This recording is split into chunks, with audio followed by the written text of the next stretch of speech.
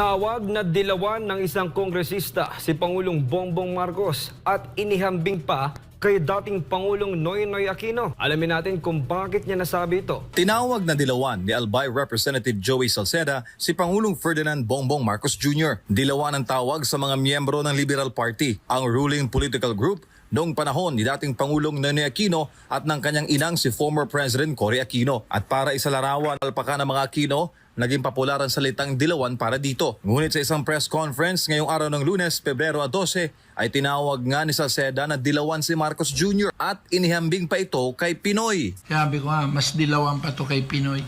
Nasabi ito ni Salceda. Ito ang tanong, mga kaloys. Umbira kasi si Budol Lipunan. Magtatanong siya, ang pwede lang bumoto yung mga followers niya. Gago rin, no? Magtatanong siya, magpo-poll pa siya, pero ang pwede lang sumagot yung mga kapwa niya si Raulo. Tayo hindi ganon. Tayo hindi ganon. Tanong natin ha, sa taong bayan. Sa tingin ninyo, si Bongbong Marcos pa ay mas dilaw pa kay Pinoy? Pero ako meron akong tanong mamaya, mas matindi. Sa tingin nyo ba matatanggal to sa Congress? Ito.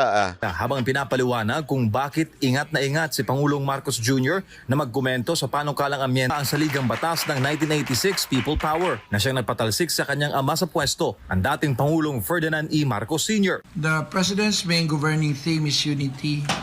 So he's very careful about public perception and anything that has to do with the EDSA 86. Especially its articulation, the Constitution. He is careful not to be perceived as dismantling the 1987 Constitution, as he has been careful about all other vestiges of the 86 Revolution.